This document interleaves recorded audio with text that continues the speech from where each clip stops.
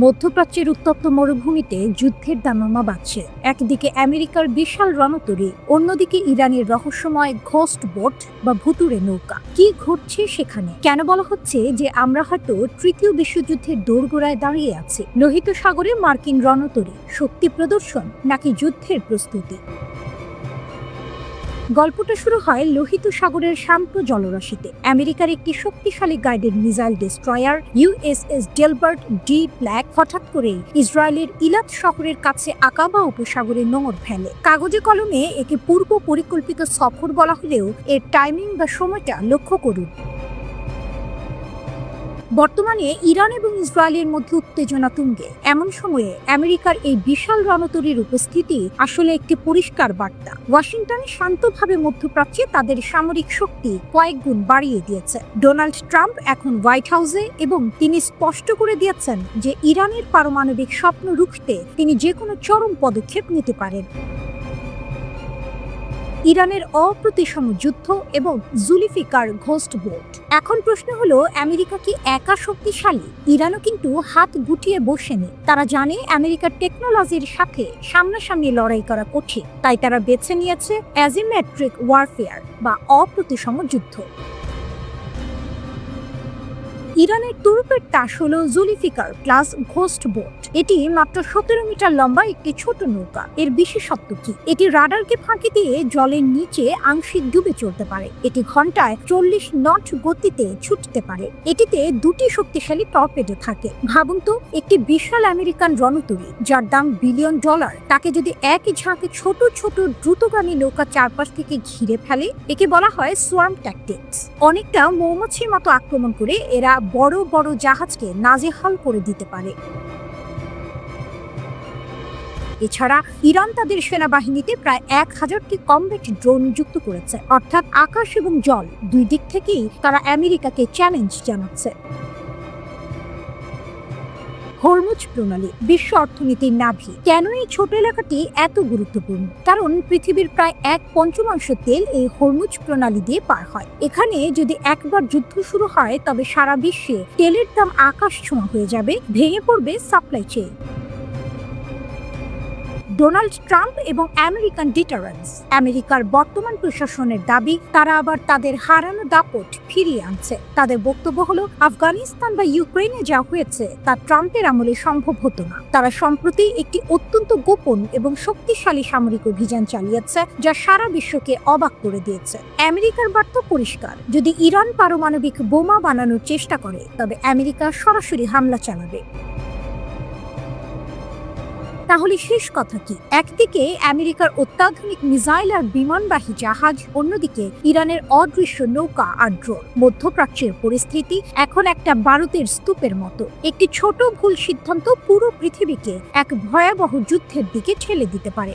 Iran বলছে তাদের প্রতিরক্ষা ব্যবস্থা নিয়ে কোনো আলোচনা হবে না, আর আমেরিকা বলছে তারা ইরানকে পারমাণবিক শক্তি হতে দেবে না। ইসরায়েলের রাজধানী তেল আবিবের মানুষ বহু বছর ধরে জানে ইরানি মিসাইল কতটা ভয়ঙ্কর হতে পারে। কিন্তু এখন একটি বড় প্রশ্ন উঠছে, এই ভয় কি এবার আমেরিকার নিউ ইয়র্কের মানুষ অনুভব করতে যাচ্ছে? কারণ সম্প্রতি এমন এক খবর চারদিকে ছড়িয়ে পড়েছে, যা বিশ্ব রাজনীতিকে নতুন করে নাড়িয়ে দিয়েছে। দাবি করা হচ্ছে ইরান একটি 10,000 কিলোমিটার পাল্লার আন্তঃমহাদেশীয় ব্যালিস্টিক মিসাইল অর্থাৎ ICBM এর পরীক্ষা চালিয়েছে। এই খবরই যথেষ্ট ভয়ঙ্কর, কিন্তু এর চেয়েও চমকপ্রদ বিষয় হলো রাশিয়ার অনুমতি নিয়ে এই মিসাইল পরীক্ষামূলকভাবে উৎক্ষেপণ করা হয়েছে এবং তা গিয়ে আঘাত করেছে সাইবেরিয়ার একটি লক্ষ্যবস্তুতে। ইরানের রাষ্ট্রীয় গণমাধ্যমের বরাতে বিভিন্ন সংবাদ মাধ্যম জানিয়েছে, উত্তর মধ্য ইরানের সেমনান অঞ্চলে IRGC-এর একটি ঘাঁটি থেকে এই মিসাইল উৎক্ষেপণ করা হয়।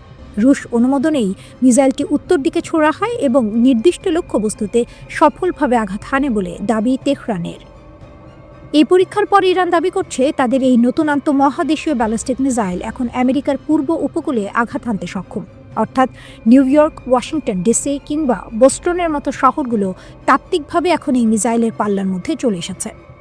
বিষয়টি আরও গুরুত্বপূর্ণ, কারণ এই পূর্ব উপকূল অঞ্চলেই যুক্তরাষ্ট্র তার সবচেয়ে শক্তিশালী সামরিক উপস্থিতি গড়ে তুলেছে। নৌঘাঁটি, বিমান ঘাঁটি, রাডার সিস্টেম সবকিছু এখানেই কেন্দ্রীভূত। এখানে একটু পেছনের প্রেক্ষাপট বোঝা জরুরি। গত বছর মার্কিন প্রতিরক্ষা গোয়েন্দা সংস্থার একটি প্রতিবেদনে বলা হয়েছিল 2035 সালের মধ্যে ইরানের কাছে 60টির মতো আন্তঃমহাদেশীয় ব্যালিস্টিক মিসাইল থাকতে পারে। প্রতিবেদনে আশঙ্কা প্রকাশ করা হয়, ইরানের দূরপাল্লার হামলা সক্ষমতা যেভাবে বাড়ছে তাতে ভবিষ্যতে যুক্তরাষ্ট্র ও তার মিত্র দেশগুলোর জন্য এটি একটি বিশাল হুমকি হয়ে উঠবে। এতে করে আমেরিকার ওপর মিসাইল হামলার ঝুঁকি আগের তুলনায় কয়েক গুণ বেড়ে যাবে। ইরান এর আগেও একাধিকবার যুক্তরাষ্ট্রকে সরাসরি হুমকি দিয়েছে। ইরানের শীর্ষ কর্মকর্তারা প্রকাশ্যে বলেছেন, ইরান থেকে যুক্তরাষ্ট্রের দূরত্ব প্রায় 10,000 কিলোমিটার, যা তাদের মিসাইল প্রযুক্তির সীমার মধ্যেই পড়ে। তারা আরও দাবি করেছে, ইরানের নৌযানগুলো যদি 2,000 কিলোমিটার পর্যন্ত এগিয়ে আসে তাহলে সেখান থেকেও নিউ ইয়র্ক, ওয়াশিংটন সহ আমেরিকার বড় বড় শহরে আঘাত হানা সম্ভব। এখন প্রশ্ন আসে, এই আন্তঃমহাদেশীয় ব্যালিস্টিক মিসাইল আসলে কি? আইসিবিএম হলো এমন একটি দূরপাল্লার গাইডেড মিসাইল যার ন্যূনতম পাল্লা 5,000 কিলোমিটার। এই মিসাইলে একাধিক পারমাণবিক বা প্রচলিত ওয়ারহেড বহন করা যায়। আরও ভয়ঙ্কর বিষয় হলো, উন্নত আইসিবিএমগুলোর পাল্লা 16,000 থেকে 18,000 কিলোমিটার পর্যন্ত হতে পারে। একবার উৎক্ষেপণ হলে এগুলো থামানো প্রায় অসম্ভব হয়ে পড়ে। এই আন্তর্জাতিক উত্তেজনার মাঝে ইরানের অভ্যন্তরীণ পরিস্থিতিও জটিল। দেশটির সরকার শক্ত হাতে বিক্ষোভ দমন করছে, কিন্তু বিশ্লেষকদের মতে পুরো পরিস্থিতি এক মুহূর্তেই বদলে যেতে পারে যদি মার্কিন প্রেসিডেন্ট ডোনাল্ড ট্রাম্প কোনো বড় সামরিক সিদ্ধান্ত নেন। বিশেষজ্ঞরা বলছেন, যদি ইরান ও যুক্তরাষ্ট্রের মধ্যে সরাসরি যুদ্ধ শুরু হয় তাহলে দুই পক্ষই 1 মিনিটও দেরি না করে আন্তঃমহাদেশীয় ব্যালিস্টিক মিসাইল ব্যবহার করতে পারে। তখন এই যুদ্ধ আর শুধু মধ্যপ্রাচ্যে সীমাবদ্ধ থাকবে না, এর প্রভাব পৌঁছে যেতে পারে আমেরিকার মূল ভূখণ্ডেও। আগামী এক দশকে বিশ্বের নিরাপত্তা মানচিত্রে বড় পরিবর্তন আসতে পারে, এমনই এক সতর্ক সংকেত দিয়েছে যুক্তরাষ্ট্রের প্রতিরক্ষা গোয়েন্দা সংস্থা ডিফেন্স ইন্টেলিজেন্স এজেন্সি। তাদের এক প্রতিবেদনে বলা হয়েছে, ইরান চাইলে আগামী কয়েক বছরের মধ্যেই আন্তঃমহাদেশীয় ব্যালিস্টিক ক্ষেপণাস্ত্র অর্থাৎ আইসিবিএম সক্ষমতা অর্জন করতে পারে। বিষয়টি সরাসরি যুক্তরাষ্ট্রের মূল ভূখণ্ডের নিরাপত্তার সঙ্গেও জড়িয়ে গেছে। প্রথমেই বুঝে নেওয়া দরকার, আইসিবিএম কি। আইসিবিএম এমন এক ধরনের ক্ষেপণাস্ত্র যার পাল্লা সাধারণত 5,500 কিলোমিটারের বেশি। এই ধরনের ক্ষেপণাস্ত্র এক মহাদেশ থেকে আরেক মহাদেশে আঘাত হানতে পারে, মানে ইরান থেকে ছোড়া ক্ষেপণাস্ত্র সরাসরি আমেরিকার মাটিতে পৌঁছাতে পারে। এটাই সবচেয়ে বড় ভয়। ডিআই এর প্রতিবেদনে বলা হয়েছে, 2035 সালের মধ্যে ইরান সর্বোচ্চ 7টি আইসিবিএম মোতায়েন করতে পারে। এই তথ্য সামনে আনা হয়েছে মূলত ডোনাল্ড ট্রাম্প প্রশাসনের প্রস্তাবিত গোল্ডেন ডোম ক্ষেপণাস্ত্র প্রতিরক্ষা কর্মসূচির প্রয়োজনীয়তা বোঝাতে। ডিআই এর প্রতিবেদনে একটি বিষয় খুব পরিষ্কার করে বলা হয়েছে, এই মুহূর্তে ইরানের হাতে কোনো কার্যকর আইসিবিএম নেই। কিন্তু সমস্যাটা এখানেই শেষ নয়। গোয়েন্দা সংস্থাটি বলছে, ইরানের হাতে যে প্রযুক্তিগত জ্ঞান আছে, যে অবকাঠামো আগে থেকেই তৈরি, তার উপর ভিত্তি করে তারা চাইলে খুব দ্রুত আইসিবিএম তৈরি করতে পারে। এখন এখানে আসে উত্তর কোরিয়ার প্রসঙ্গ। ডিআই এর হিসাব অনুযায়ী একই সময়ের মধ্যে অর্থাৎ 2035 সালের মধ্যে উত্তর কোরিয়ার হাতে সর্বোচ্চ 50টি আইসিবিএম থাকতে পারে। বর্তমানে তাদের হাতে রয়েছে 10টিরও কম আইসিবিএম। কিন্তু প্রতিবেদনে একটি চমকপ্রদ মন্তব্য আছে, ইরানের সম্ভাব্য ক্ষেপণাস্ত্র সংখ্যা উত্তর কোরিয়ার চেয়েও বেশি হতে পারে। এই বক্তব্যই ওয়াশিংটনের নীতি নির্ধারকদের সবচেয়ে বেশি চিন্তায় ফেলেছে। ডিআইএ সতর্ক করে বলছে, আগামী দশকে যুক্তরাষ্ট্রের মূল ভূখণ্ডের প্রতি ক্ষেপণাস্ত্র হুমকি শুধু বাড়বে না, তা হবে আরও বড় আকারের, দ্রুতগতির এবং প্রযুক্তিগতভাবে জটিল। উত্তর কোরিয়ার ক্ষেত্রে ডিআইএ জানাচ্ছে, তারা ইতোমধ্যে এমন ব্যালিস্টিক ক্ষেপণাস্ত্রের সফল পরীক্ষা চালিয়েছে যেগুলোর পাল্লা যুক্তরাষ্ট্রের পুরো ভূখণ্ডে আঘাত করার জন্য যথেষ্ট। আর ইরানের ক্ষেত্রে পরিস্থিতি আরও কৌশলী। ডিআইএর মতে, ইরানের যে মহাকাশ উৎক্ষেপণ যান আছে, যেগুলো স্যাটেলাইট পাঠাতে ব্যবহৃত হয়, সেই একই প্রযুক্তি সামান্য পরিবর্তন করলেই সামরিক আইসিবিএম তৈরিতে ব্যবহার করা সম্ভব। মানে বাইরে থেকে যেটা শান্তিপূর্ণ মহাকাশ কর্মসূচি বলে মনে হচ্ছে, ভেতরে ভেতরে সেটাই হয়ে উঠতে পারে দীর্ঘপাল্লার ক্ষেপণাস্ত্র তৈরির ভিত্তি। এই প্রতিবেদনটি প্রকাশিত হয়েছিল গত মে মাসে, অর্থাৎ যুক্তরাষ্ট্র ও ইসরায়েলের ইরানের পারমাণবিক স্থাপনায় সাম্প্রতিক হামলার আগেই এই সতর্কতা দেওয়া হয়েছিল। গোয়েন্দা রিপোর্ট অনুযায়ী ইরান নিজেই দাবি করে তাদের কাছে রয়েছে মধ্যপ্রাচ্যের সবচেয়ে বড় ও সবচেয়ে বৈচিত্র্যময় ক্ষেপণাস্ত্র ভাণ্ডার। বাস্তবে ইরানের হাতে আছে অন্তত 7 ধরনের স্বল্পপাল্লার ব্যালিস্টিক ক্ষেপণাস্ত্র এবং 8 ধরনের মধ্যপাল্লার ক্ষেপণাস্ত্র। ডিআইএ বলছে, এই ক্ষেপণাস্ত্রগুলোর বেশিরভাগেরই পারমাণবিক সক্ষম সংস্করণ তৈরি করা সম্ভব। প্রতিবেদনে এমনকি যুক্তরাষ্ট্রের মানচিত্রে সম্ভাব্য একটি ইরানি আইসিবিএম হামলার রুট পর্যন্ত দেখানো হয়েছে। ফলে ওয়াশিংটনের নিরাপত্তা বিশ্লেষকদের মধ্যে নতুন করে আতঙ্ক তৈরি হয়েছে। Foundation for defence of democracies এর ইরান বিশেষজ্ঞ বেহনাম বেন তালেবেলু বলেন, ইরানের ক্ষেপণাস্ত্র কর্মসূচি শুধু সংখ্যায় নয়, গুণগত মানেও দ্রুত উন্নত হচ্ছে। তার মতে, ক্ষেপণাস্ত্রের নির্ভুলতা, পাল্লা, চলন ক্ষমতা, ওয়ারহেডের নকশা এবং সবচেয়ে গুরুত্বপূর্ণ ভূগর্ভস্থ ক্ষেপণাস্ত্র ঘাঁটি তৈরি ইরানকে আরও মারাত্মক দীর্ঘ পাল্লার হামলার সক্ষমতা দিচ্ছে। মধ্যপ্রাচ্যে এখন যে পরিস্থিতি তৈরি হয়েছে তা অনেকটা বারুদের স্তূপের উপর দাঁড়িয়ে আগুন জ্বালানোর মতো। যে কোনো মুহূর্তে বিস্ফোরণ ঘটতে পারে। প্রশ্ন হলো, কে হবে প্রথম শিকার? ইরানের সর্বোচ্চ নেতা আয়াতুল্লাহ আলী খামেনি নাকি ইসরায়েলের প্রধানমন্ত্রী বেনিয়ামিন নেতানিয়াহু? সাম্প্রতিক ঘটনা প্রবাহ বলছে, যুক্তরাষ্ট্র যদি ইরানে সামরিক হামলা চালায় তাহলে তার প্রথম প্রতিক্রিয়া পড়তে পারে ইসরায়েলের উপর। আর সেই আশঙ্কাই এখন সবচেয়ে বেশি ঘুরপাক খাচ্ছে তেল আবিবে। ইসরায়েলি প্রভাবশালী সংবাদ মাধ্যম হারেটস জানাচ্ছে, ইসরায়েলের শীর্ষ রাজনৈতিক ও সামরিক কর্মকর্তারা অস্বাভাবিকভাবে সতর্ক হয়ে উঠেছেন, কারণ তাদের আশঙ্কা মার্কিন প্রেসিডেন্ট ডোনাল্ড ট্রাম্প যে কোনো সময় ইরানের উপর হামলার অনুমোদন দিতে পারেন। এমন একটি সিদ্ধান্ত পুরো মধ্যপ্রাচ্যকে একযোগে যুদ্ধে ঠেলে দিতে পারে।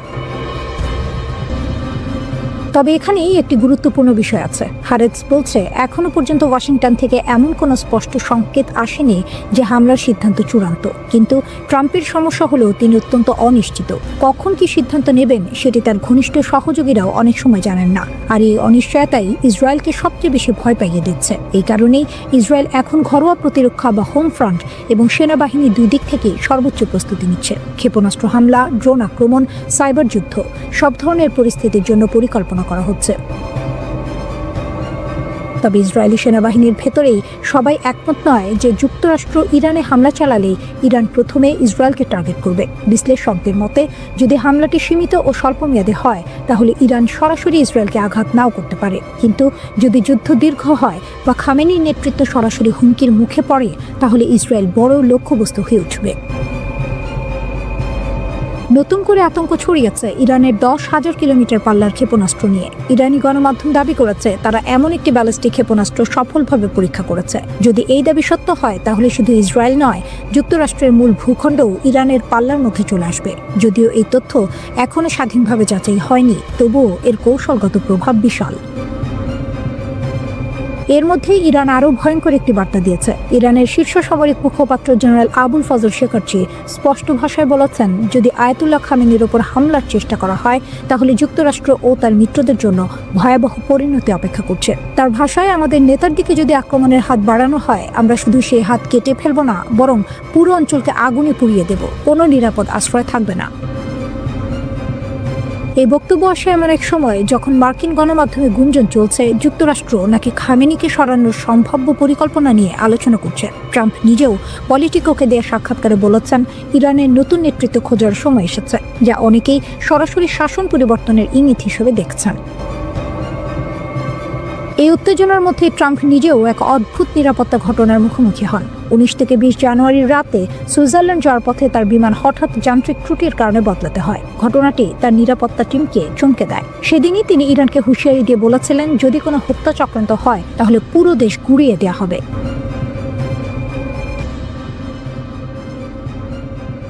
ওয়াশিংটনের বন্ধ দরজার আড়ালে এখন আর সাবধানতার ভাষা নেই। সেখানে কথাবার্তা বদলে গেছে। ওয়াল স্ট্রিট জার্নালের প্রতিবেদন অনুযায়ী মার্কিন প্রেসিডেন্ট ডোনাল্ড ট্রাম্প এখন তার উপদেষ্টাদের কাছ থেকে চাইছেন ডিসিসিভ অপশনস, অর্থাৎ প্রতীকী নয়, সীমিত নয়, সরাসরি চূড়ান্ত পদক্ষেপ। ইরানের উপর হামলা থেকে সরে এসেছিলেন ট্রাম্প, কিন্তু এখন আবার তিনি মার্কিন সামরিক শক্তি ব্যবহারের বিষয়টি গুরুত্ব দিয়ে ভাবছেন। আর এই ভাবনা শুধু কথায় সীমাবদ্ধ নেই, বাস্তব প্রস্তুতিও শুরু হয়ে গেছে। মধ্যপ্রাচ্যে একের পর এক মার্কিন সামরিক সরঞ্জাম পাঠানো হচ্ছে। একটি বিমানবাহী রণতরী এগিয়ে যাচ্ছে পারস্য উপসাগরের দিকে। জর্ডানে অবতরণ করেছে 15টি F-15 স্ট্রাইক ইগল যুদ্ধ বিমান। সঙ্গে রয়েছে রিফুয়েলিং ট্যাঙ্কার, কার্গো বিমান, ফাইটার স্কোয়াড্রন। এটি কোনো মহড়া নয়, এটি সরাসরি যুদ্ধের প্রস্তুতি, যাকে সামরিক ভাষায় বলা হয় পশ্চার। মার্কিন কর্মকর্তাদের মতে ট্রাম্প অভ্যন্তরীণ আলোচনায় বারবার একটি শব্দ ব্যবহার করছেন, ডিসিসিভ। এই শব্দটাই পেন্টাগন এবং হোয়াইট হাউসকে নড়ে চড়ে বসতে বাধ্য করেছে। এমন সব পরিকল্পনা তৈরি করা হচ্ছে যেগুলো শুধু সীমিত হামলায় থেমে থাকবে না, বরং ইরানের শীর্ষ নেতৃত্বকেও লক্ষ্যবস্তু করতে পারে। এখনো চূড়ান্ত আদেশ দেওয়া হয়নি, কিন্তু সামরিক হামলার বিকল্প আর টেবিলের বাইরে নেই। সাংবাদিকরা যখন প্রশ্ন করেন ইরানের বিরুদ্ধে সামরিক বিকল্প কি এখনো খোলা আছে, ট্রাম্প কোনো স্পষ্ট উত্তর দেন না, শুধু বলেন দেখা যাক কি হয়। তবে একটি বিষয়ে তিনি একদম স্পষ্ট, যদি ইরান তার জীবন নেওয়ার চেষ্টা করে তাহলে প্রতিক্রিয়া হবে সম্পূর্ণ ধ্বংসাত্মক। ট্রাম্পের ভাষায় পুরো দেশ উড়িয়ে দেওয়া হবে। এই বক্তব্য শুধু হুমকি নয়, এটি একটি অ্যাবসলিউট রিটেলিয়েশন ডক্ট্রিন, অর্থাৎ কোনো সীমা থাকবে না। এই পরিস্থিতিতে পেন্টাগন আরও যুদ্ধ বিমান পাঠাচ্ছে। মধ্যপ্রাচ্যে এখন 3টি স্ট্রাইক ঈগল স্কোয়াড্রন অবস্থান করছে। এর পাশাপাশি রয়েছে F-16A-10 যুদ্ধ বিমান আর সবচেয়ে গুরুত্বপূর্ণ USS আব্রাহাম লিঙ্কন বিমানবাহী রণতরী। এই রণতরীর সঙ্গে রয়েছে F-35 stealth fighter, super Hornet এবং ইলেকট্রনিক ওয়ারফেয়ার জেট, যেগুলো শত্রুপক্ষের রাডার অন্ধ করে দিতে পারে। এই একই বাহিনী অতীতে ইরানের ড্রোন ভূপাতিত করেছে, পারমাণবিক স্থাপনায় হামলা চালিয়েছে। এবার তারা আবার ফিরে এসেছে। সবচেয়ে ভয়ঙ্কর ইঙ্গিত আসে ট্রাম্পের এক বক্তব্যে। তিনি বলেন ইরানের হয়তো নতুন নেতৃত্ব দরকার, সংস্কার নয়, সংলাপ নয়, রিপ্লেসমেন্ট। অন্যদিকে ইরানও পাল্টা হুঁশিয়ারি দিয়েছে। দেশটির সশস্ত্র বাহিনীর মুখপাত্র বলেছেন, যদি সর্বোচ্চ নেতা আয়াতুল্লাহ আলী খামেনির ওপর হামলা হয় তাহলে শত্রুর পৃথিবী জ্বালিয়ে দেওয়া হবে। খামেনি নিজেও ট্রাম্পকে অপরাধী বলে আখ্যা দিয়েছেন এবং অভিযোগ করেছেন যুক্তরাষ্ট্রই এই অস্থিরতা উস্কে দিয়েছে। সব মিলিয়ে পরিস্থিতি এখনো অত্যন্ত বিপজ্জনক। একদিকে কূটনীতি স্থবির, অন্যদিকে সামরিক প্রস্তুতি তুঙ্গে। ইতিহাস বলে যখন ওয়াশিংটন ডিসিসিভ অপশনস খোঁজে তখন প্রতিপক্ষকে প্রস্তুত থাকতে হয়।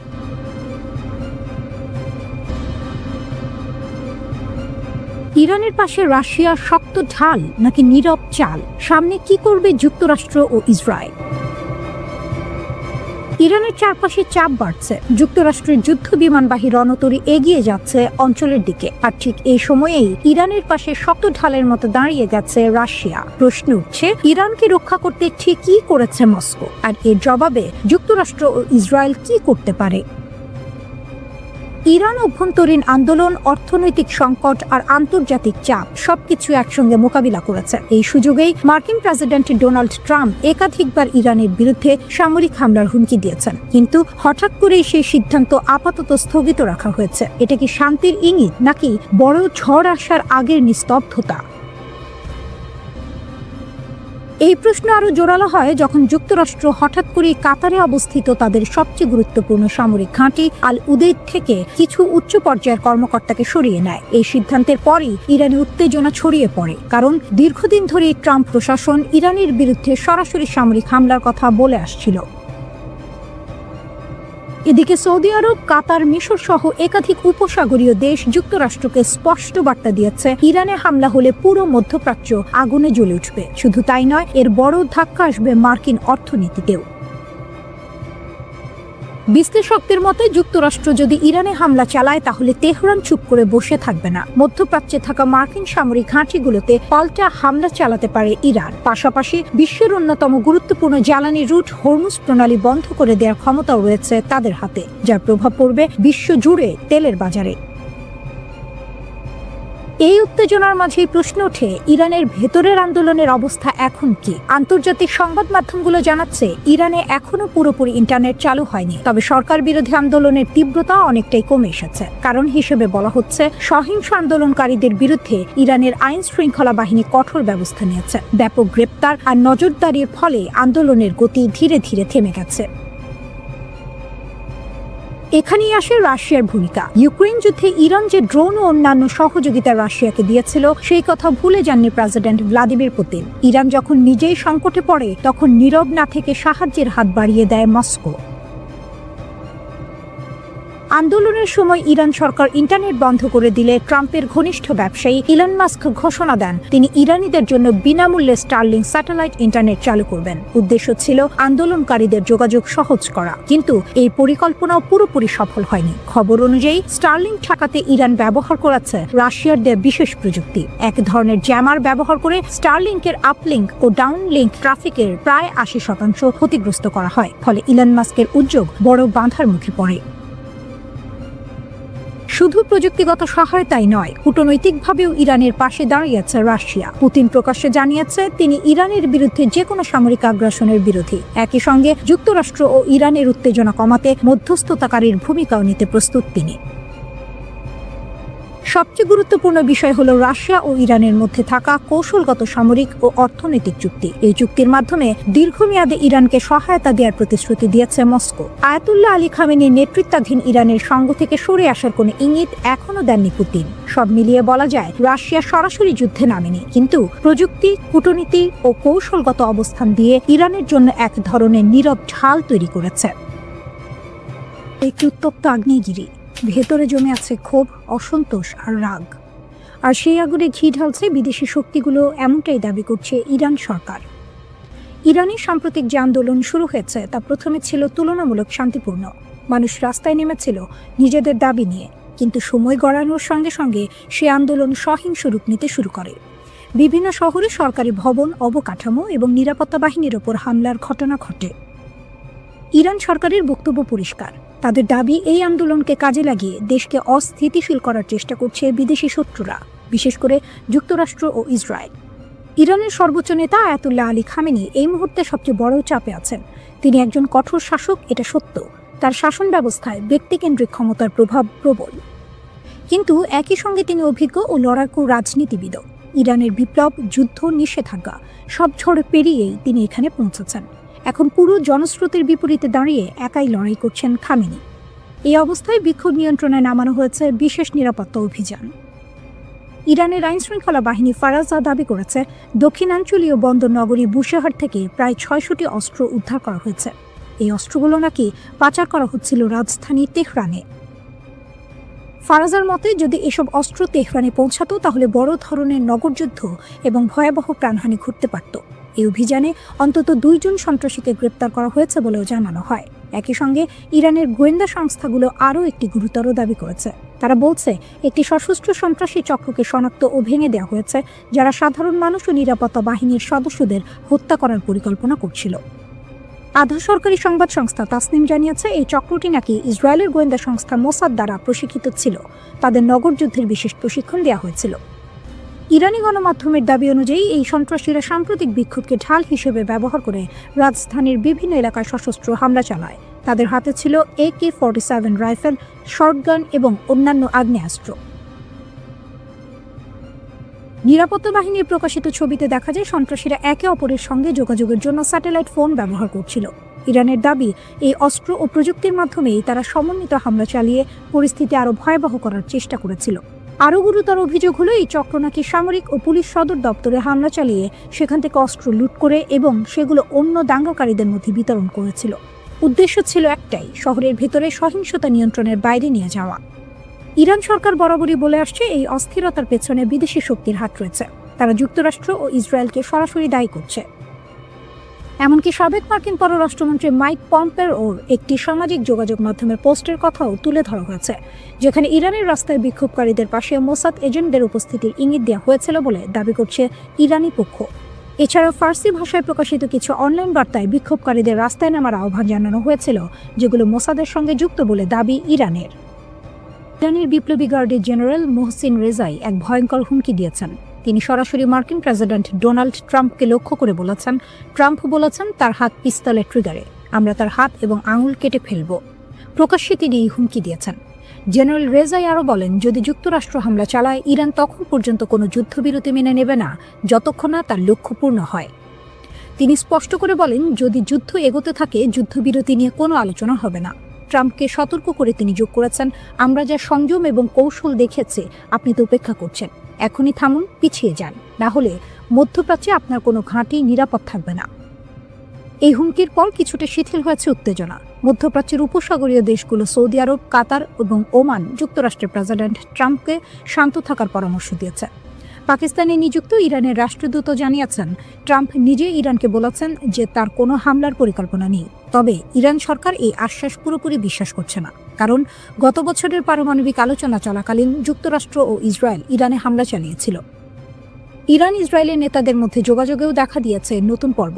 রাশিয়ার প্রেসিডেন্ট ভ্লাদিমির পুতিন জানুয়ারিতে ইসরায়েলের প্রধানমন্ত্রী বেনিয়ামিন নেতানিয়াহু ও ইরানের প্রেসিডেন্ট মাসুদ পেজেশকিয়ানের সঙ্গে ফোনে কথা বলেছেন। ক্রেমলিন জানিয়েছে, পুতিন মধ্যপ্রাচ্যে সামরিক সংঘাতের আশঙ্কা দেখে উত্তেজনা কমানোর জন্য মধ্যস্থতার প্রস্তাব দিয়েছেন। ক্রেমলিনের মুখপাত্র দিমিত্রি পেসকভ বলেন, এই অঞ্চলের পরিস্থিতি অত্যন্ত সংকটাপন্ন। প্রেসিডেন্ট পুতিন উত্তেজনা হ্রাসে মধ্যস্থতার প্রচেষ্টা চালাচ্ছেন। ফোন কলে পুতিন ইরান এবং ইসরায়েলের মধ্যে কৌশলগত অংশীদারিত্ব আরও শক্তিশালী করার প্রতিশ্রুতি দিয়েছেন। অন্যদিকে ইরানের প্রেসিডেন্টের দপ্তর জানিয়েছে, পেজিশকিয়ান রাশিয়ার জন্য জাতিসংঘে ইরানের সমর্থনের প্রশংসা করেছেন। ইরান রাশিয়ার একজন কৌশলগত অংশীদার হিসেবে বিবেচিত, তাই যে কোনো সংঘাত যা ইরানের প্রো মস্কো নেতৃত্বকে হুমকির মুখে ফেলতে পারে তার বিষয়ে রাশিয়া সতর্ক। এই ফোন কল রাশিয়ার প্রথম প্রকাশ্য মন্তব্য ছিল, যা ইরানের সরকারের সঙ্গে মস্কোর সরাসরি সংযোগ প্রকাশ করে। রাশিয়া ইসরায়েলের সঙ্গে সুসম্পর্ক বজায় রাখার চেষ্টা করছে, যদিও 2023 সালের গাজার ঘটনায় ইসরায়েলের কর্মকাণ্ড নিয়ে রাশিয়ার সমালোচনা সম্পর্ককে কিছুটা জটিল করেছে। পুতিনের সঙ্গে নেতানিয়াহুর ফোন কলে ক্রেমলিন জানিয়েছে, মধ্যস্থতার প্রচেষ্টা চালিয়ে যাওয়ার জন্য রাশিয়া প্রস্তুত, তবে এখন পর্যন্ত কোনো নির্দিষ্ট পদক্ষেপের বিস্তারিত প্রকাশ করা হয়নি। এই পরিস্থিতিতে মধ্যপ্রাচ্যের পরিস্থিতি ঝুঁকিপূর্ণ। সৌদি আরব, কাতার ও ওমান যুক্তরাষ্ট্রের প্রেসিডেন্টকে বোঝানোর চেষ্টা করছে যে ইরানের ওপর হামলা এই অঞ্চলে মারাত্মক প্রভাব ফেলতে পারে। অন্যদিকে ইরান ট্রাম্পকে সতর্ক করে বলছে, যদি যুক্তরাষ্ট্র এগোতে চায় তাহলে কোনো ঘাঁটি নিরাপদ থাকবে না।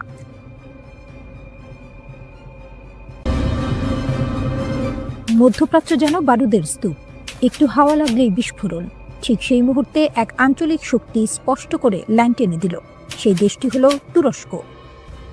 ইরানকে ঘিরে যখন উত্তেজনা চরমে, যুক্তরাষ্ট্রের প্রেসিডেন্ট ডোনাল্ড ট্রাম্প প্রকাশ্যে ইরানের বিক্ষোভকারীদের সমর্থন জানাচ্ছেন, তখন তুরস্ক বলছে, ইরানের বিরুদ্ধে কোনো সামরিক অভিযান আমরা সমর্থন করি না, একদমই না। তুরস্কের পররাষ্ট্রমন্ত্রী হাকান ফিদান সরাসরি সতর্ক করে বলেছেন, শক্তি ব্যবহার করলে সংকট কমবে না, বরং আরও গভীর হবে। তার ভাষায়, ইরানের সমস্যার সমাধান ইরানের ভেতর থেকেই আসতে হবে, বাইরে থেকে বোমা বা হুমকি দিয়ে নয়। ইরানে যদি বাইরের শক্তি সামরিক হস্তক্ষেপ করে তাহলে কি হবে? তুরস্ক বলছে, পুরো অঞ্চলটাই অস্থিতিশীল হয়ে পড়বে। হাকান ফিদান পরিষ্কার করে বলেছেন, আমরা চাই সমস্যার সমাধান হোক সংলাপের মাধ্যমে। ইরানে ব্যাপক অস্থিরতা হলে সেটা এই অঞ্চলের সহ্য ক্ষমতার বাইরে চলে যাবে, তাই আমরা কূটনৈতিক চেষ্টা চালিয়ে যাব। যুক্তরাষ্ট্র ও ইরান মধ্যস্থতাকারী হোক বা সরাসরি আলোচনায় নিজেদের মধ্যে বিষয়টা মেটা।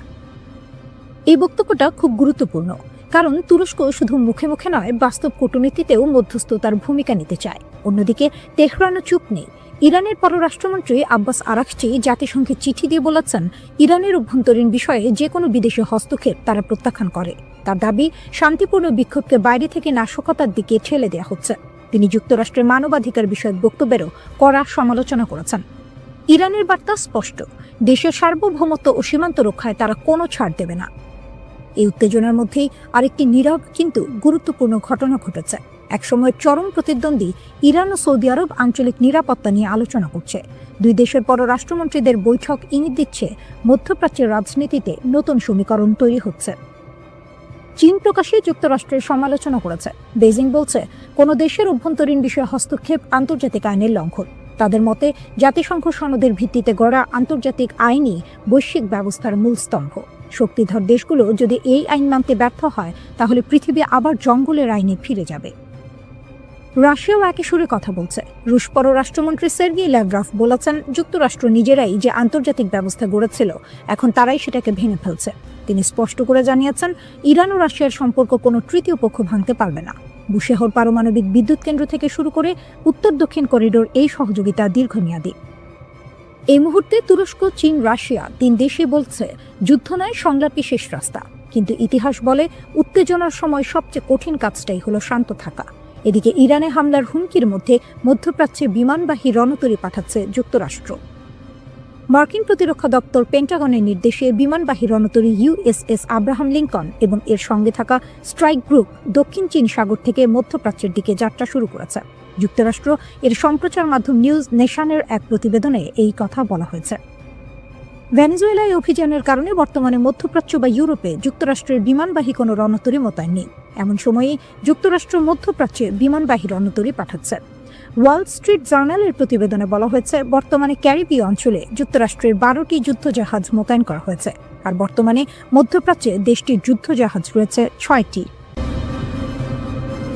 ইরান এখন রুদ্ধশ্বাস এক সন্ধিক্ষণে দাঁড়িয়ে। রাস্তায় আগুন, স্লোগান, ভাঙচুর। আবার সেই রাস্তাতেই বিপরীত চিত্র, হাজার হাজার মানুষ রাষ্ট্রের পতাকা হাতে নেমে এসেছে সরকার ও সর্বোচ্চ নেতার পক্ষে।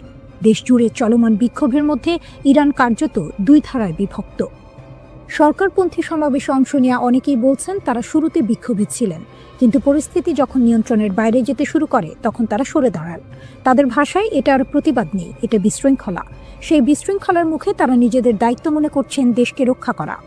রাষ্ট্রীয় টেলিভিশনে সম্প্রচারিত ভিডিওতে দেখা যায় তেহরান সহ একাধিক শহরে বিশাল জনসমাবেশ, মানুষ হাতে ইরানের পতাকা, সর্বোচ্চ নেতার ছবি, স্লোগানে মুখর রাজপথ, নেতৃত্বের প্রতি আনুগত্যের ঘোষণা। শক্ত অবস্থানে রাষ্ট্রযন্ত্র ও তার সমর্থকরা। এই অভ্যন্তরীণ উত্তেজনার মধ্যে আন্তর্জাতিক মাত্রা যোগ করেছে ওয়াশিংটন। মার্কিন প্রেসিডেন্ট ডোনাল্ড ট্রাম্প প্রকাশ্যে হুঁশিয়ারি দিয়েছেন বিক্ষোভকারীদের ক্ষতি হলে যুক্তরাষ্ট্র কঠোর প্রতিক্রিয়া দেখাবে। তিনি দাবি করেছেন পরিস্থিতি খুব কাছ থেকে পর্যবেক্ষণ করা হচ্ছে। এর আগেও ট্রাম্প ইঙ্গিত দিয়েছিলেন সহিংসতা বাড়লে যুক্তরাষ্ট্র বিক্ষোভকারীদের পাশে দাঁড়াতে পারে। ইরান এই অভিযোগ সরাসরি নাকচ করেছে। দেশটির পররাষ্ট্রমন্ত্রী আব্বাস আরাকচি অভিযোগ তুলেছেন যুক্তরাষ্ট্র ও ইসরায়েল এই অস্থিরতার পেছনে জড়িত। তার দাবি শান্তিপূর্ণ আন্দোলনকে সহিংসতার দিকে ঠেলে দেওয়ার চেষ্টা চলছে। একই সুরে কথা বলেছেন প্রভাবশালী রাজনীতিক আলী লারিজানিও। তাদের বক্তব্য ভিতরের দুর্বলতাকে কাজে লাগিয়ে দেশকে অস্থিতিশীল করার চেষ্টা হচ্ছে। সর্বোচ্চ নেতা আয়াতুল্লাহ আলী খামেনি এক বিরল ভাষণে কঠোর অবস্থান স্পষ্ট করেছেন। তিনি বলেছেন রাষ্ট্র ধ্বংসের চেষ্টা সহ্য করা হবে না। তার ভাষায় ইসলামী প্রজাতন্ত্র ত্যাগের উপর দাঁড়িয়ে আছে এবং প্রয়োজন হলে নিজেকে রক্ষায় শক্তি প্রয়োগ করবে। সরকারি সূত্র জানায় নিরাপত্তা বাহিনী ইতোমধ্যে ব্যাপক ধরপাকড় শুরু করেছে। শত শত মানুষ আটক, বিপুল অস্ত্র উদ্ধারের দাবিও করা হয়েছে। এই পরিস্থিতিতে ট্রাম্পের একটি সামাজিক যোগাযোগ মাধ্যম পোস্ট নতুন করে উত্তেজনা বাড়িয়েছে। সেখানে তিনি লিখেছেন, ইরান হয়তো আগে কখনো এত কাছ থেকে স্বাধীনতাকে দেখেনি। তিনি বলেন যুক্তরাষ্ট্র সাহায্য করতে প্রস্তুত। কী ধরনের সাহায্য তা স্পষ্ট নয়, কিন্তু তেহরানের কাছে এটি স্পষ্ট বার্তা, বিদেশি হস্তক্ষেপের ইঙ্গিত। বিক্ষোভ যখন টানা দ্বিতীয় সপ্তাহে, তখন সর্বোচ্চ নেতা সরাসরি ট্রাম্পকে আক্রমণ করেছেন। তিনি তাকে অহংকারী আখ্যা দিয়ে বলেছেন তার হাতে ইরানিদের রক্ত লেগে আছে। তিনি সতর্ক করেন ইতিহাস বলে ক্ষমতার শীর্ষেই অনেক শাসকের পতন ঘটে। ইরানের রাষ্ট্রীয় গণমাধ্যমে দাবি করা হচ্ছে বিদেশি শক্তির মদদে পরিকল্পিত অস্থিরতা তৈরি করা হয়েছে। তাসনিম নিউজ জানিয়েছে 200 জনের বেশি সন্ত্রাসী সংগঠক আটক হয়েছে। গ্রেনেড থেকে শুরু করে আগ্নেয়াস্ত্র, বড় ধরনের অস্ত্রভাণ্ডার উদ্ধারের কথাও বলা হয়েছে। এর ফলে বিক্ষোভের তীব্রতা কমেছে। আইআরজিসিকে সর্বোচ্চ সতর্কতায় রাখা হয়েছে। সাধারণ সেনাবাহিনীর বদলে এই বাহিনীর ওপরই ভরসা করছেন সর্বোচ্চ নেতা, কারণ তাদের আনুগত্য প্রশ্নাতীত। একই সঙ্গে সক্রিয় করা হয়েছে ভূগর্ভস্থ ক্ষেপণাস্ত্র ঘাঁটি। বার্তা স্পষ্ট, ইরান প্রস্তুত দুই দিকেই। ভিতরের একদিকেই সর্বনাশ। ইরান যেভাবে ইসরায়েলিদের জালে ফাঁসালো, একটা বেনামি মেসেজ, একটা টেলিগ্রাম লিঙ্ক আর লোভনীয় অর্থের হাতছানি, এভাবেই ইরান ইসরায়েলের মাটিতে তাদের গুপ্তচর বৃত্তির জাল বিছিয়েছিল। আপাত দৃষ্টিতে নিরীহ ছোট ছোট কাজ দিয়ে শুরু, যা শেষ পর্যন্ত ইসরায়েলের জন্য বিশাল এক মাথা ব্যথার কারণ হয়ে দাঁড়িয়েছিল। কিন্তু আসল চমকটা লুকিয়ে ছিল অন্য কোথাও। 2024 সালের এপ্রিলে ইসরায়েলে ইরানের প্রথম ক্ষেপণাস্ত্র হামলার পর 30 জনেরও বেশি ইসরায়েলিকে ইরানি গোয়েন্দা সংস্থার সাথে কাজ করার অভিযোগে অভিযুক্ত করা হয়। এদের বেশিরভাগেরই গল্পটা প্রায় একই রকম। অজানা নম্বর থেকে আসা একটা মেসেজ, যেখানে সামান্য তথ্যের জন্য বা ছোটখাটো কাজের জন্য মোটা অঙ্কের টাকার প্রস্তাব। প্রথম দিকে কাজগুলো ছিল সহজ, যেমন কোনো পার্কের নির্দিষ্ট স্থানে কালো ব্যাগ পুঁতে রাখা হয়েছে কিনা তা পরীক্ষা করা। এর জন্য মিলত প্রায় 1000 মার্কিন ডলার। এরপর যখন লোভের পাল্লা ভারী হতে শুরু করলো, তখন এলো আরও বিপজ্জনক কাজের প্রস্তাব। আদালতের নথি থেকে জানা যায়, গত 1 বছর ধরে ইরানের এই গুপ্তচর বৃত্তির চেষ্টা খুব একটা ফলপ্রসূ হয়নি। তারা ইসরায়েলের উচ্চপদস্থ কর্মকর্তাদের হত্যা করার যে আকাঙ্ক্ষা করেছিল তা পূরণ করতে পারেনি। তবে তাদের কৌশল ছিল মারাত্মক কার্যকর। এত বেশি ইসরায়েলি সাধারণ অভিযান চালাতে রাজি ছিল যে কৌশলগতভাবে গুরুত্বপূর্ণ স্থানগুলির তথ্য সংগ্রহের জন্য গুপ্তচর বৃত্তি অভিযান সফল হতে পারত, যা পরবর্তীতে ইরানি ব্যালিস্টিক ক্ষেপণাস্ত্রের লক্ষ্যবস্তুতে পরিণত হতো। যোগাযোগের পদ্ধতি ছিল বেশ সহজবোধ্য। একটি টেক্সট মেসেজ, যার প্রেরক নিজেকে সংবাদ সংস্থা হিসেবে পরিচয় দিত। মেসেজে প্রায়শই যুদ্ধ সম্পর্কিত তথ্য চাওয়া হতো এবং বলা হতো, আমরা তা কিনতে প্রস্তুত। অন্য একটি মেসেজে আরও সরাসরি বলা হয়েছিল, একটি স্বাধীন জেরুজালেম মুসলমানদের একত্রিত করে, যুদ্ধ সম্পর্কে আমাদের তথ্য পাঠান। এরপরই আসতো টেলিগ্রাম অ্যাপের একটি লিঙ্ক, যেখানে নতুন করে কথোপকথন শুরু হতো। মজার বিষয় হলো এই কথোপকথনে ইসরায়েলি নাম ব্যবহার করা হতো এবং সহজ কাজের বিনিময়ে অর্থের প্রস্তাব দেওয়া হতো। যদি কেউ আগ্রহ দেখাতো তাহলে তাদের পেপ্যাল বা ক্রিপ্টোকারেন্সির মাধ্যমে টাকা নেওয়ার জন্য একটি অ্যাপ সেট আপ করার পরামর্শ দেওয়া হতো। 29 সেপ্টেম্বর গ্রেপ্তার হওয়া এক সন্দেহভাজনের ঘটনা ছিল চমকপ্রদ। তাকে একটি পার্কে গিয়ে একটি কালো ব্যাগ পুঁতে রাখা হয়েছে কিনা তা পরীক্ষা করতে বলা হয়েছিল। ব্যাগটি ছিল না, কিন্তু নিয়োগকারী একটি ভিডিও পাঠিয়ে তা প্রমাণ করেছিল এবং তাকে $1000 দেওয়া হয়েছিল। এরপর তাকে লিফলেট বিতরণ, পোস্টার লাগানো বা গ্রাফিতি স্প্রে করার মতো কাজ দেওয়া হয়েছিল, যার বেশিরভাগই ছিল ইসরায়েলি প্রধানমন্ত্রী বেনিয়ামিন নেতানিয়াহুর বিরুদ্ধে অবমাননাকর স্লোগান। এরপর এলো আরও সংবেদনশীল কাজ, ছবি তোলা। আজারবাইজান বংশোদ্ভূত এক ইসরায়েলিকে দেশের বিভিন্ন স্পর্শকাতর স্থাপনার ছবি তোলার জন্য ভাড়া করা হয়েছিল। এমনকি এই কাজকে সে পারিবারিক ব্যবসায় পরিণত করেছিল। সে তার আত্মীয়দের হাইফা বন্দরের সুবিধাগুলোর ছবি তুলতে সাহায্য করেছিল, যা পরে ইরানি ক্ষেপণাস্ত্রের আঘাতে ক্ষতিগ্রস্ত হয়। 72 বছর বয়সী মরতে চাই মতি মামান এর ঘটনাটি ছিল আরও নাটকীয়। তার অর্থের প্রয়োজন ছিল এবং তুরস্কের 2 ব্যবসায়ী ভাইয়ের মাধ্যমে তার পরিচয় হয় এডি নামের এক ইরানি ব্যবসায়ীর সাথে। এডি শুকনো ফল এবং মশলা আমদানি করত। মামানকে সাইপ্রাস হয়ে সামান্দাগে উড়ে যেতে বলা হয়। এরপর তাকে তুরস্কের ইউকসেকোভা শহরে নিয়ে যাওয়া হয়, যেখানে সে একটি হোটেলে ছিল। এডি মামানকে জানায় যে ইসরায়েলিদের ইরানে পাচার করার একটি উপায় আছে। মামান রাজি হয় এবং একটি ট্রাকে লুকিয়ে ইরানে প্রবেশ করে। সেখানে এডি এবং একজন দ্বিতীয় ইরানি কর্মকর্তা মামানের সাথে একটি বিলাসবহুল হোটেলে দেখা করে এবং 3টি কাজের জন্য তাকে $1000 প্রস্তাব দেয়। ইসরায়েলের নির্দিষ্ট স্থানে টাকা বা বন্দুক রেখে আসা, জনাকীর্ণ স্থানের ছবি তোলা এবং অন্যান্য এজেন্টদের হুমকি দেয়া, যারা শত্রুতাপূর্ণ মিশন পরিচালনার জন্য ইরান থেকে তহবিল পেয়েছিল কিন্তু আসলে তাদের মিশন সম্পাদন করেনি।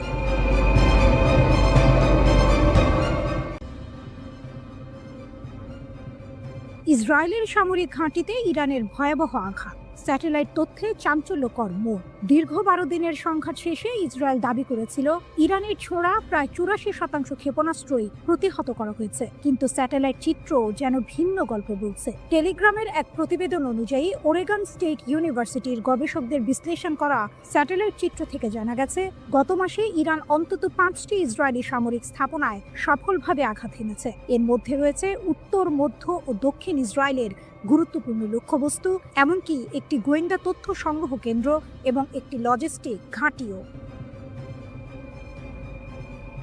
রাডার স্যাটেলাইট ডেটা, লুকানো সত্যের উন্মোচন। এক চাঞ্চল্যকর তথ্য উঠে এসেছে রাডার স্যাটেলাইট ডেটার ভিত্তিতে। এই ডেটা ক্ষেপণাস্ত্র হামলার সাথে সামঞ্জস্যপূর্ণ বিস্ফোরণের ক্ষয়ক্ষতি স্পষ্টভাবে চিহ্নিত করেছে। ইসরায়েলি সামরিক বাহিনী কঠোর সেন্সরশিপ আইনের কারণে এই হামলার তথ্য আগে প্রকাশ করেনি। এমনকি যোগাযোগ করা হলে ইসরায়েলি সেনাবাহিনী এই বিষয়ে কোনো মন্তব্য করতে অস্বীকৃতি জানিয়েছে। ইসরায়েলি সামরিক সেন্সরশিপ আইন সক্রিয় সংঘাতের সময় সংবেদনশীল নিরাপত্তা তথ্য প্রকাশে কঠোর বিধিনিষেধ আরোপ করে, যা এই গোপনীয়তার মূল কারণ। বিমান প্রতিরক্ষা ব্যবস্থার দুর্বলতা, কৌশলগত বিপর্যয়। টেলিগ্রাফের প্রতিবেদন আরও বলছে, সংঘাতের প্রথম 8 দিনে ইরানের ক্রমবর্ধমান সংখ্যক ক্ষেপণাস্ত্র ইসরায়েলের বহুল আলোচিত বিমান প্রতিরক্ষা ব্যবস্থায় সফলভাবে প্রবেশ করেছে। বিশ্লেষকরা মনে করছেন সীমিত ইন্টারসেপ্টর ক্ষেপণাস্ত্র সরবরাহ, ইরানের আরও উন্নত প্রযুক্তি অথবা আক্রমণ কৌশলের পরিবর্তনের কারণে এটি ঘটেছে। ইরান ইসরায়েলের বিমান প্রতিরক্ষা ব্যবস্থাকে পরাজিত করার জন্য এক অভিনব কৌশল ব্যবহার করেছে, সমন্বিত ড্রোন এবং ক্ষেপণাস্ত্র হামলা। এই কৌশল অনুযায়ী আত্মঘাতী ড্রোনগুলো প্রথমে নিক্ষেপ করা হয়, যা ইসরায়েলি প্রতিরক্ষা ব্যবস্থাকে ব্যস্ত ও বিভ্রান্ত করে তোলে। যখন প্রতিরক্ষা ব্যবস্থা ড্রোনগুলোকে প্রতিহত করতে ব্যস্ত থাকে, তখন মূল ক্ষেপণাস্ত্রগুলো সফলভাবে লক্ষ্যবস্তুতে আঘাত হানে। নাম প্রকাশ না করার শর্তে টেলিগ্রাফকে একজন জ্যেষ্ঠ ইরানি কর্মকর্তা বলেছেন, এই ড্রোন ব্যবহার ছিল ইসরায়েলি প্রতিরক্ষা ব্যবস্থাকে পরাস্ত করার একটি ইচ্ছাকৃত কৌশল। ড্রোন নিক্ষেপের মূল লক্ষ্য হলো তাদের সিস্টেমগুলোকে ব্যস্ত রাখা, ওই কর্মকর্তা বলেন। সংঘাতের অপ্রত্যাশিত বাঁক, ইরানের প্রতিশোধ ও মার্কিন যুক্তরাষ্ট্রের হস্তক্ষেপ। 13 জুন ইসরায়েলি সরকার ইরানের বিরুদ্ধে বেআইনি আগ্রাসন শুরু করে, যার ফলে অনেক জ্যেষ্ঠ কমান্ডার, পারমাণবিক বিজ্ঞানী এবং সাধারণ নাগরিক নিহত হন। এর প্রতিক্রিয়ায় ইরান 24 ঘন্টারও কম সময়ের মধ্যে ক্ষেপণাস্ত্র ও ড্রোন হামলা চালিয়ে প্রতিশোধ নেয়। এরপর ট্রু প্রমিস ট্রি এর অধীনে ধারাবাহিক প্রতিশোধমূলক অভিযান চালানো হয়। যুদ্ধ আরও তীব্র হয় যখন 22 জুন মার্কিন যুক্তরাষ্ট্র ইসরায়েলের পক্ষে যুদ্ধে প্রবেশ করে। মার্কিন বোমারু বিমান আন্তর্জাতিক আইন লঙ্ঘন করে 3টি ইরানি পারমাণবিক স্থাপনায় আঘাত হানে। এর জবাবে ইরান আত্মরক্ষার জন্য কাতারের আল উদেইদ বিমান ঘাঁটিতে ক্ষেপণাস্ত্র হামলা চালায়, যা পশ্চিম এশিয়ার বৃহত্তম মার্কিন সামরিক বিমান ঘাঁটি। অবশেষে যুদ্ধবিধ্বস্ত ইসরায়েলি সরকার 24 জুন একতরফাভাবে একটি যুদ্ধবিরতি চুক্তি মেনে নিতে বাধ্য হয়।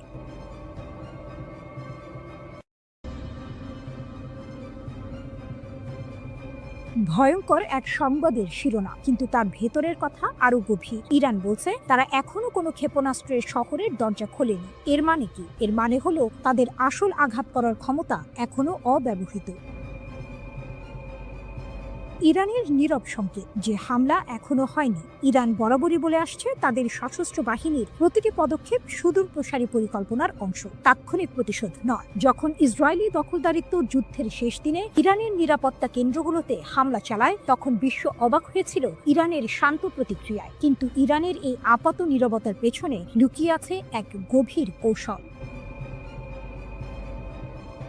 ফজলির কথা স্পষ্ট, পারমাণবিক অস্ত্রের ক্ষেত্রে ইরানের প্রযুক্তিগত জ্ঞান রয়েছে, কিন্তু তাদের আদর্শিক নীতি এর ব্যবহার বা তৈরির বিপক্ষে। এই কথাগুলো আপাত দৃষ্টিতে শান্তি এবং সংযমের বার্তা দিলেও এর ভেতরের টুইস্ট হলো প্রযুক্তিগত জ্ঞান আছে মানে হলো তারা চাইলে তা করতে সক্ষম। এটি ইসরায়েল এবং পশ্চিমা দেশগুলোর জন্য এক শীতল সতর্কবার্তা। ইউরেনিয়াম সমৃদ্ধকরণ আপোষ নেই। ইরানের উপপররাষ্ট্রমন্ত্রী মাজিদ তখত রাভাঞ্চি জোর দিয়ে বলেছেন, মার্কিন ইসরায়েলি হামলা সত্ত্বেও ইরান তার পারমাণবিক কর্মসূচিতে অটল। তারা জাতীয় চাহিদা অনুযায়ী ইউরেনিয়াম সমৃদ্ধকরণ চালিয়ে যাবে। এর অর্থ আমেরিকা বা ইসরায়েলের কোনো হুমকি ইরানকে তার পথ থেকে সরাতে পারছে না। এটি কেবল একটি বিবৃতি নয়, এটি এক ধরনের চ্যালেঞ্জ। তখত রাভাঞ্চি বলেছেন, ইরান সংলাপের জন্য উন্মুক্ত, কিন্তু এখানেও আছে একটি বড় শর্ত। ভবিষ্যতের আলোচনার জন্য আমেরিকার পক্ষ থেকে বিশ্বাসযোগ্য গ্যারান্টি প্রয়োজন। ইরান চায় আমেরিকা তাদের বোঝাক যে আলোচনার সময় তারা সামরিক শক্তি ব্যবহার করবে না। এটি ইরানের পক্ষ থেকে একটি কড়া বার্তা। যদি আমেরিকা ইরানের বিশ্বাস অর্জন করতে না পারে, তাহলে আলোচনার কোনো সম্ভাবনাই নেই। এই শর্তটি অত্যন্ত গুরুত্বপূর্ণ, কারণ এটি স্পষ্ট করে দিচ্ছে যে ইরান শুধুমাত্র কথার কথা নয়, কাজের প্রমাণ চাইছে।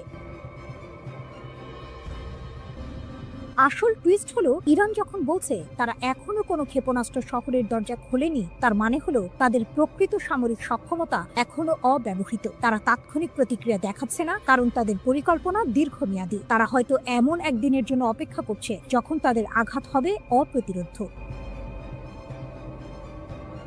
পারমাণবিক অস্ত্রের প্রযুক্তিগত জ্ঞান থাকা সত্ত্বেও তা ব্যবহার না করার কথা বলা, কিন্তু ইউরেনিয়াম সমৃদ্ধকরণ চালিয়ে যাওয়া, এই দুয়ের মধ্যে একটি সূক্ষ্ম টানাপোড়েন রয়েছে। ইরান হয়তো বোঝাতে চাইছে যে তাদের ক্ষমতা আছে, কিন্তু তারা তা সংযত রাখছে। এই সংযমই তাদের সবচেয়ে বড় কৌশলগত অস্ত্র।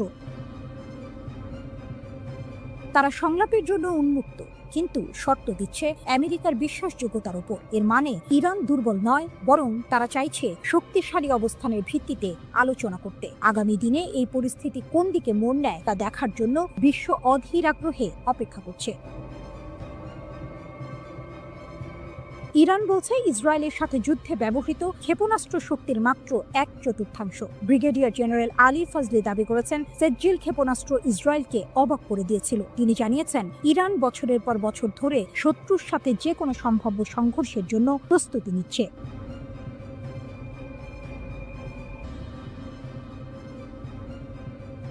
ইসরায়েলের কপালে চিন্তার ভাঁজ। ইরান নাকি এবার ধ্বংসাত্মক আর অভূতপূর্ব জবাব দেবে। ইরানের নতুন হুঁশিয়ারি। ইসরায়েলের কপালে কি আছে? মধ্যপ্রাচ্যের রাজনীতিতে আবারও উত্তাপ ছড়িয়েছে। ইরানের শীর্ষ সামরিক কর্মকর্তারা ইসরায়েলের বিরুদ্ধে কড়া হুঁশিয়ারি দিয়েছেন। ভবিষ্যতে কোনো আগ্রাসন চালালে ইরান নাকি জোরালোভাবে লড়াই করবে। তাদের কথা শুনে মনে হচ্ছে এবার পরিস্থিতি আরও গুরুতর হতে চলেছে। ইরানের শীর্ষ সামরিক কমান্ডার মেজর জেনারেল আমির হাতামি জোর দিয়ে বলেছেন যে ইরানের সেনাবাহিনী যে কোনো আগ্রাসনের বিরুদ্ধে কঠিন লড়াই করবে এবং নিজেদের সার্বভৌমত্ব রক্ষা করবে। তিনি গর্ব করে বলেছেন, ইসরায়েলি আগ্রাসনের বিরুদ্ধে ইরানের বিমান প্রতিরক্ষা সফলভাবে প্রতিরোধ করেছে।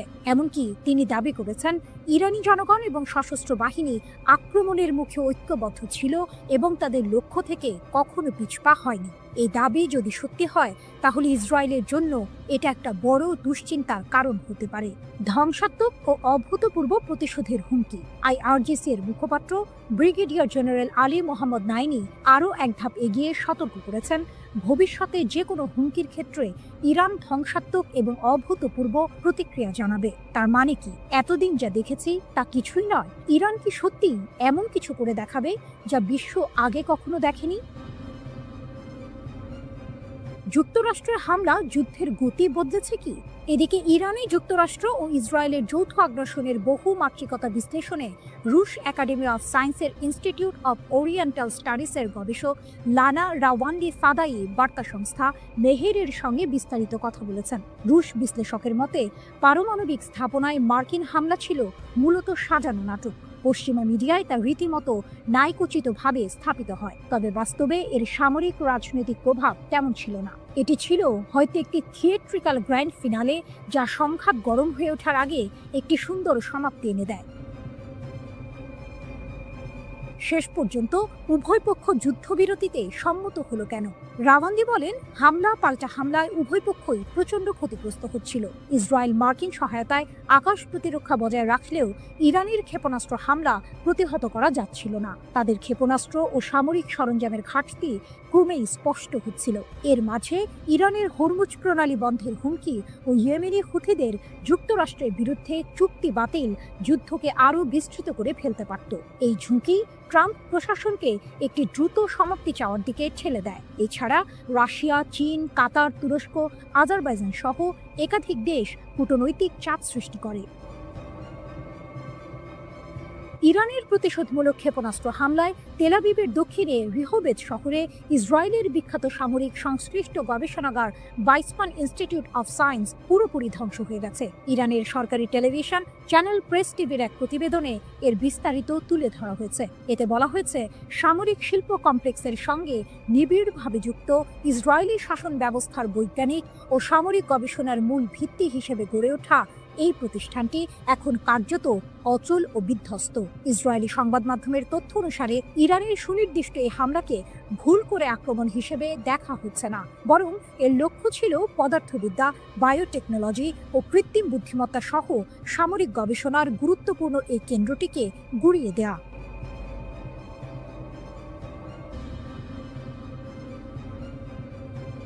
গরম খবর, আবারও উত্তপ্ত মধ্যপ্রাচ্য।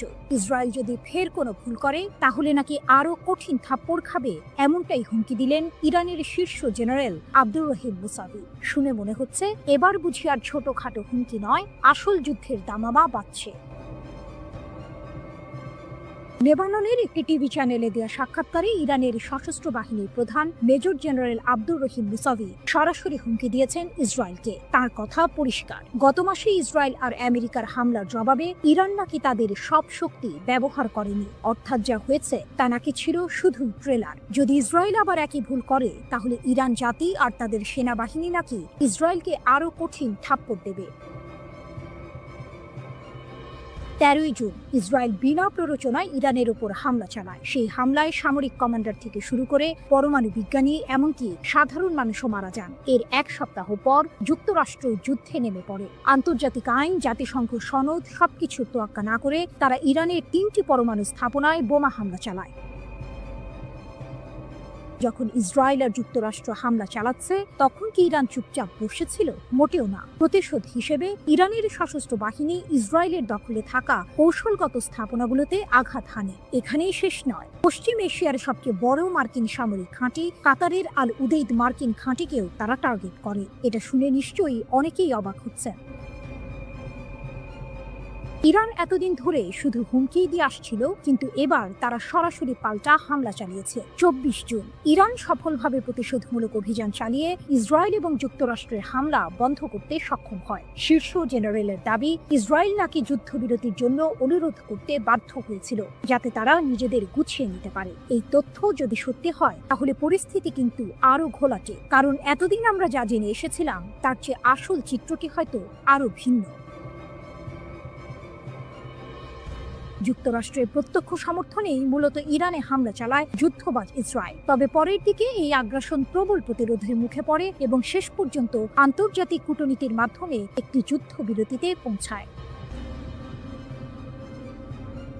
অপ্রকাশিত ক্ষমতা ও নতুন পর্যায়। মেজর জেনারেল মুসাভি আরও সতর্ক করেছেন, যদি যুদ্ধ দীর্ঘায়িত হয় এবং একটি নতুন পর্যায়ে প্রবেশ করে, তাহলে ইসরায়েল নাকি ইরানের এমন ক্ষমতা দেখতে পাবে যা এখনো কাজে লাগানো হয়নি। অর্থাৎ ইরান নাকি তাদের আসল শক্তি এখনো দেখায়নি। তিনি এটাও বলেছেন, বছরের পর বছর ধরে ইসরায়েল আর তাদের সমর্থকরা ইরানের ওপর আঘাত হানার জন্য শক্তি সঞ্চয় করে আসছে। তাদের উদ্দেশ্য হলো পরমাণু ইস্যুকে অজুহাত হিসেবে ব্যবহার করে ইরানকে বিভক্ত করা, কিন্তু ইরান তাদের মৌলিক নীতি থেকে কখনো সরে আসবে না, যার মধ্যে ফিলিস্তিন ও তাদের জনগণের প্রতি সমর্থনও রয়েছে। তাহলে কি ইসরায়েল আর ইরান আবারও একটি বড় যুদ্ধের দিকে এগোচ্ছে?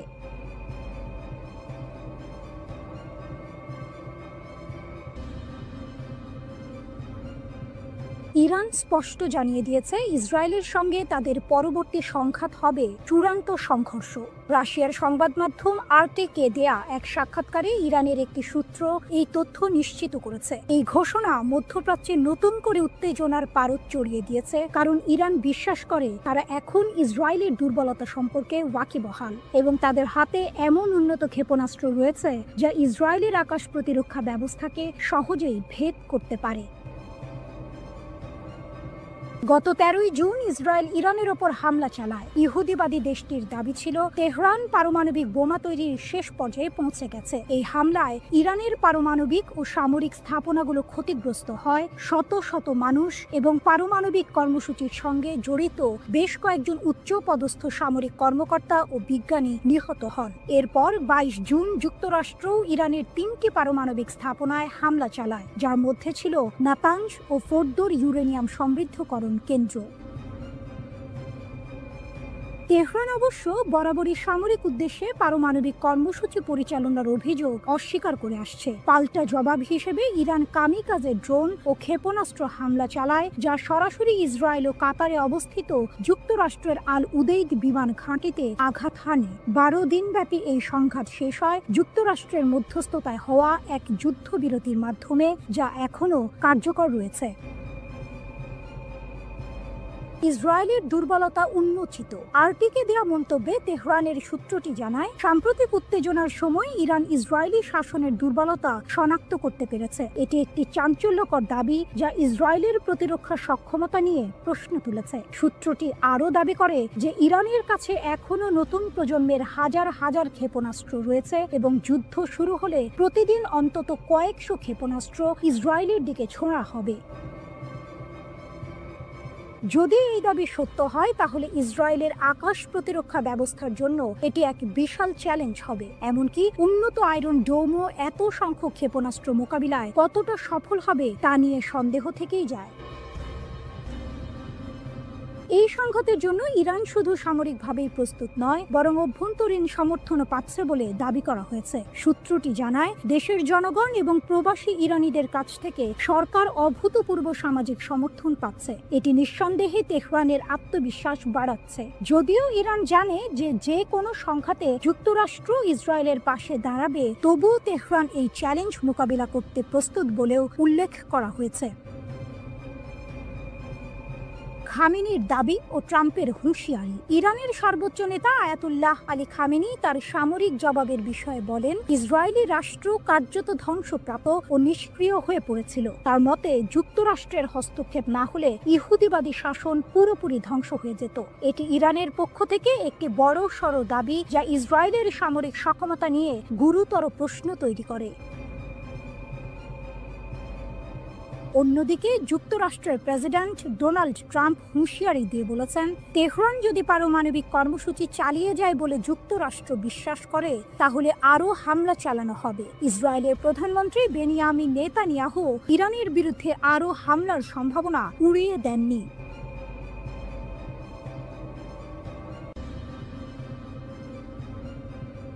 মোসাদ এজেন্টদের জালে ইরান, বিপুল অস্ত্রসহ গ্রেপ্তার 50। মাত্র 2 সপ্তাহে ইরান 50 জন মোসাদ এজেন্টকে গ্রেপ্তার করে বিশ্বকে চমকে দিয়েছে। ইরানের Islamic revolutionary guard corps IRGC দক্ষিণ পূর্বাঞ্চলীয় সিস্তান ও বালুচিস্তান প্রদেশে এই এজেন্টদের আটক করেছে। শুধু তাই নয়, তাদের কাছ থেকে মার্কিন তৈরি অত্যাধুনিক অস্ত্রশস্ত্র ও সামরিক সরঞ্জাম জব্দ করা হয়েছে। IRGC জানিয়েছে, এই এজেন্টরা ইরানের গুরুত্বপূর্ণ অবকাঠামো এবং অর্থনৈতিক কেন্দ্রগুলোতে নাশকতামূলক কর্মকাণ্ড চালানোর পরিকল্পনা করছিল। অস্ত্র পাচারের বিশাল চেষ্টা ব্যর্থ, 22,000 গুলিসহ আটক 3। এই ঘটনার পাশাপাশি ইরানের পশ্চিম লোরেস্তান প্রদেশের পুলিশ সামরিক গোলা বারুদের একটি বিশাল পাচার চক্র ভেঙে দিয়েছে। পোল-ই-দোখতার শহরে একটি অভিযানে 22,000-এরও বেশি কালাশনিকভ গুলি জব্দ করা হয়েছে এবং 3 জন সন্দেহভাজনকে গ্রেপ্তার করা হয়েছে। লোরেস্তানের পুলিশ প্রধান ব্রিগেডিয়ার জেনারেল ইয়াহিয়া এলাহি জানিয়েছেন, পুলিশ গোয়েন্দা ইউনিটগুলো একটি মহাসড়কে 2টি গাড়ির সন্দেহজনক কার্যকলাপ লক্ষ্য করে এই অভিযান শুরু করে। পাচারকারীরা পালিয়ে যাওয়ার চেষ্টা করলেও পুলিশ গুলি চালিয়ে তাদের গাড়ি নিষ্ক্রিয় করে এবং সফলভাবে তাদের আটক করে। ধারণা করা হচ্ছে, এই গোলাবারুদ ইরানের পশ্চিমাঞ্চল থেকে লোড করে দেশের দক্ষিণাঞ্চলে পাচারের উদ্দেশ্যে ছিল, যা একটি বৃহত্তর অস্ত্র পাচার নেটওয়ার্কের অংশ। ইসরায়েলের ষড়যন্ত্র নসর, অভ্যন্তরীণ নিরাপত্তা জোরদার। 13 জুন ইরানে ইসরায়েলি হামলার পর থেকে ইরান তাদের অভ্যন্তরীণ নিরাপত্তা জোরদার করেছে এবং বিভিন্ন প্রদেশে গুপ্তচরদের বিরুদ্ধে কঠোর ব্যবস্থা নিচ্ছে। ইরানের বিচার বিভাগের মুখপাত্র আসগর জাহাঙ্গীর ঘোষণা করেছেন, ইসরায়েল শত্রু ভাবাপন্ন কর্মী এবং গুপ্তচরদের একটি নেটওয়ার্কের মাধ্যমে ইরানের অভ্যন্তরীণ নিরাপত্তাকে ক্ষতিগ্রস্ত করার চেষ্টা করছিল। তাদের লক্ষ্য ছিল সামরিক হামলার পাশাপাশি দেশে বিশৃঙ্খলা ও নাশকতামূলক কর্মকাণ্ড চালানো। জাহাঙ্গীর দৃঢ়তার সাথে বলেছেন যে বিচার বিভাগীয় এবং নিরাপত্তা সংস্থাগুলোর সিদ্ধান্তমূলক পদক্ষেপের কারণে এই সমস্ত ষড়যন্ত্র ব্যর্থ করা হয়েছে। তিনি আরও জানান, বিশ্বাসঘাতকদের বিচার করতে এবং ইসরায়েলের সাথে যুক্ত ভার্চুয়াল অ্যাকাউন্টগুলো ট্র্যাক করার জন্য প্রদেশগুলোতে বিশেষ বিচার বিভাগীয় শাখা খোলা হয়েছে। 12 দিন ধরে চলা সংঘাতে শত শত যুদ্ধ বিমান, সশস্ত্র ড্রোন ও ক্ষেপণাস্ত্র ব্যবহার করে ইরানে হামলা চালিয়েছে ইসরায়েলি সেনাবাহিনী। তবে এই সংঘাতে ইসরায়েলকে সবচেয়ে বেশি সাফল্য এনে দিয়েছে অভিনব একটি কৌশল, আর তা হলো গোপনে ইরানের অভ্যন্তরে ঢুকে সেখান থেকে বিভিন্ন অভিযান পরিচালনা,